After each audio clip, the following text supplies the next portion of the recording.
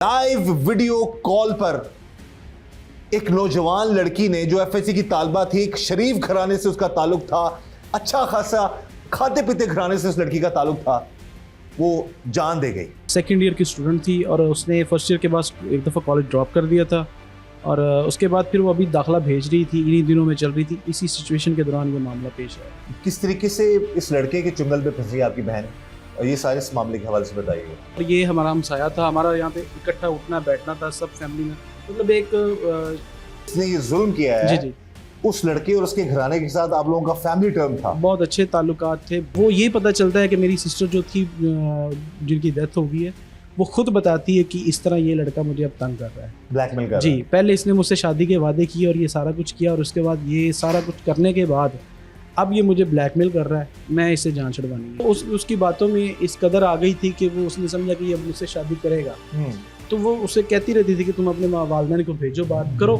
लेकिन वो आगे से टाल मटोल करके उस बात को ना रफा दफा करता, और जब इस तरह की बातें शुरू हुई तो वो उससे थोड़ी सी दूर होना शुरू हुई। एक फर्स्ट ईयर की तालबा को इस हद तक उसी का अपने मोहल्लेदार इतना ब्लैकमेल करता है कि वो वीडियो कॉल पर आकर अपनी जान दे देती है।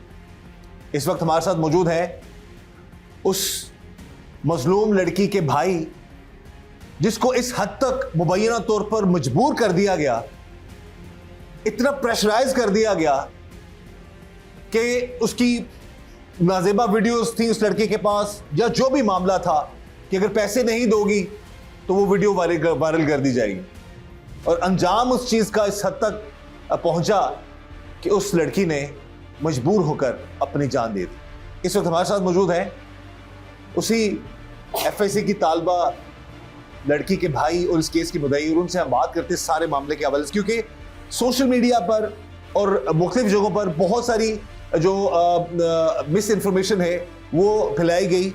इनसे हम जानेंगे असल हकायक क्या थे, क्या बात थी, और किस तरह इनकी मासूम बहन उस जालिम के चुंगल में फंसी, और किस तरीके से उसने ब्लैकमेल किया और इस हद तक पहुंचा दिया कि लाइव वीडियो कॉल पर एक नौजवान लड़की ने, जो एफएससी की तालबा थी, एक शरीफ घराने से उसका ताल्लुक था, अच्छा खासा खाते पीते घराने से उस लड़की का ताल्लुक था, वो जान दे गई। सबसे पहले भाई हमें बड़ा अफसोस है, अल्लाह ताला आप लोगों को हिम्मत दे, सब्र दे। ये बताइएगा कि किस तरीके से ये बात स्टार्ट हुई आपकी। पहले तो सिस्टर के हवाले से बताइए, आपकी सिस्टर कौन सी क्लास में पढ़ती थी वैसे? मेरी बहन जो थी वो फर्स्ट ईयर की स्टूडेंट थी। अच्छा। और माशाल्लाह से बड़े अच्छे मार्क्स थे उसके, मैट्रिक में उसके 1060 नंबर थे, और फर्स्ट ईयर में इसमें तकरीबन 485 नंबर लिए हैं। सेकेंड ईयर की स्टूडेंट थी और उसने फर्स्ट ईयर के बाद एक दफ़ा कॉलेज ड्रॉप कर दिया था, और उसके बाद फिर वो अभी दाखिला भेज रही थी, इन्हीं दिनों में चल रही थी। इसी सिचुएशन के दौरान ये मामला पेश आया। अच्छा, किस तरीके से इस लड़के के चुंगल पे फंसी आपकी बहन, और ये सारे इस मामले के हवाले से बताइए। सर वो ना पंजाब कॉलेज पत्तोकी में पढ़ती थी। ये पंजाब कॉलेज जो है ना यहाँ पे हमारे इलाहाबाद में बना है, वहाँ पे पढ़ती थी।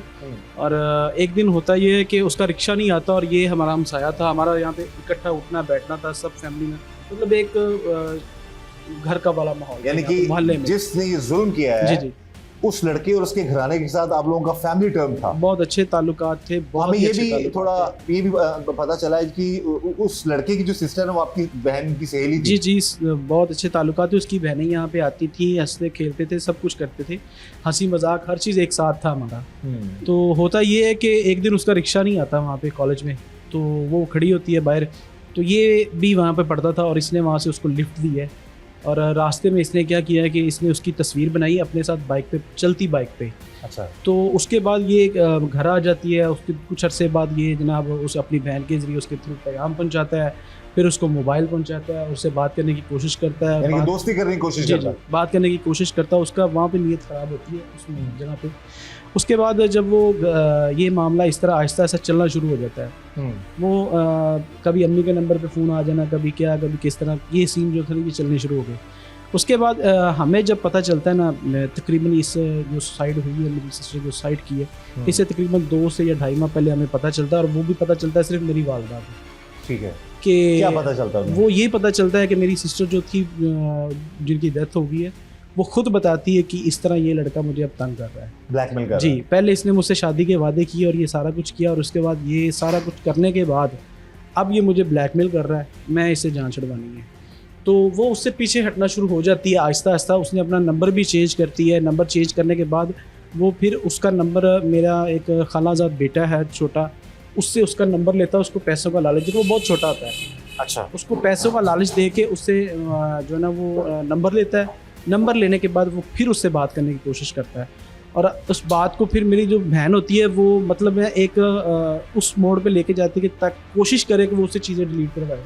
अच्छा, ये वीडियो का मामला जो नजीबा वीडियो किस तरह से उसने बनाई, क्या किस तरह वो आया? ये हुआ इस तरह है कि वो एक दफ़ा घर में दाखिल होता है और गन पॉइंट पे दाखिल होता है और उसकी नाजेबा वीडियोस बनाता है, क्योंकि वो उसने इस कदर झांसा दिया हुआ था कि मैं तुमसे शादी करूंगा, मैं ये। ज़ाहिर है वो आपकी सिस्टर उसकी बातों में आ गई। जी जी, ज़ाहिर है उसने चुंगल में फंसा लिया, उनकी बातों में आकर वो।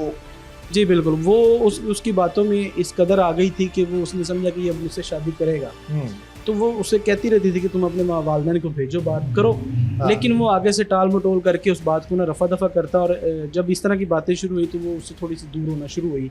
नंबर चेंज हुआ, नंबर चेंज होने के बाद उसने तब तक वो वीडियो बना चुका था। जी, नाज़िबा वीडियो नहीं, उसके बाद इसने ये मामला किया है। अच्छा, उसके बाद उसने नंबर चेंज कर लिया। करने के बाद फिर इसने नंबर किसी ना किसी तरह लेके उसको फिर बातों में बहलाया फुसलाया।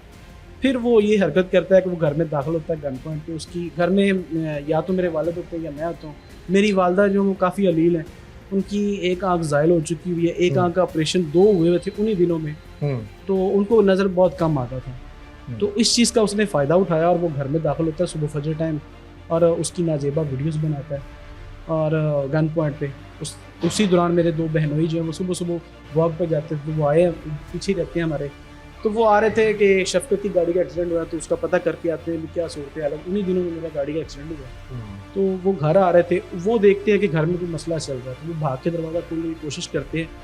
तो दरवाज़ा खोलने की, ये जो बड़ा दरवाज़ा है इसको खोलते खोलते वो उतनी देर में मतलब यहाँ से निकलता और चीज़ें दूसरी तरफ से भाग जाता है।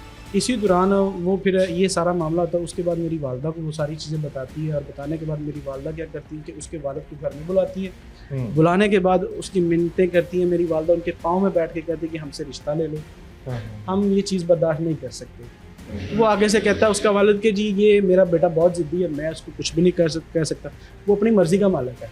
अच्छा जी, ये उसके अल्फाज थे। यानी कि जब आपकी वालदा को पता चला, आपकी सिस्टर ने बताया कि जी उनके साथ ये मामला हो चुका है, उस लड़के ने पहले जाल में फंसाया, फिर नाज़िबा वीडियो बनाई जो ब्लैकमेल करता रहा जी, उसके बाद आपकी वालदा ने उस लड़के के वालिद को बताया जी कि अब ये मामला इधर खत्म हो जाना चाहिए, इज्जतदार तरीके से मामला जो है खत्म हो जाए। लेकिन वो उसको ब्लैकमेल करता कि उससे क्या ब्लैकमेल करता था, किस तरह? उससे पैसों की डिमांड करता था। वो घर से बेचारी जितने हो सकते थे अपना खर्चा उठा लिया। मेरी वालदा जो है ना, उनका ये कमरा ये वाला, ठीक है, इसके अंदर वो सारी चीज़ें पड़ी होती है, और मेरी वालदा जो अपनी चाबियाँ अपने पास रखती हैं वो देती थी सिर्फ उसको या मेरी एक दूसरी बहन है उससे, इन दोनों से वो काम लेती थी इस कमरे से, अगर कुछ चीज़ लेनी देनी थी। ठीक है, वो मेरी वालदा इधर पैसे वगैरह रखती थी, उनके पैसे निकल जाना, कभी कितने निकल जाना, कभी